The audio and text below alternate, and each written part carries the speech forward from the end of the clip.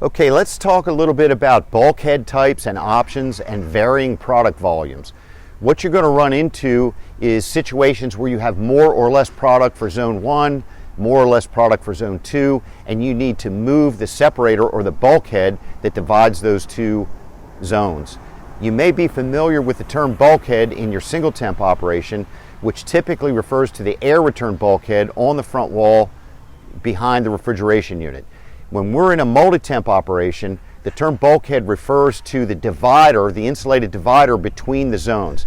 And there's a whole book of options that you can use there. There's different securement systems, the way you secure it to the floors, walls, and ceiling, the way you move it back and forth using trolleys and or just the labor of your driver wrestling the thing around in the trailer. You might have a wedge-type ceiling that requires a different height bulkhead as you move it forward and backward in the trailer. You might want to have vents or fans to transfer volumes of air from one zone to another. You might want to have a doorway that your driver can walk through the bulkhead and get cases of product in or out of a different zone carried out the back door.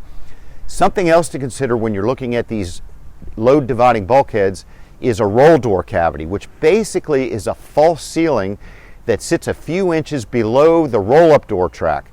It gives you a flat, solid ceiling below the roll door when it's in the up position. And this would allow you to put a bulkhead back there to extend zone 2 or zone 3. It also allows you to give further protection against heat gain or temperature loss through a roll door, which is notorious for being inefficient. There's nothing as efficient as a utility swing door, the barrier doors.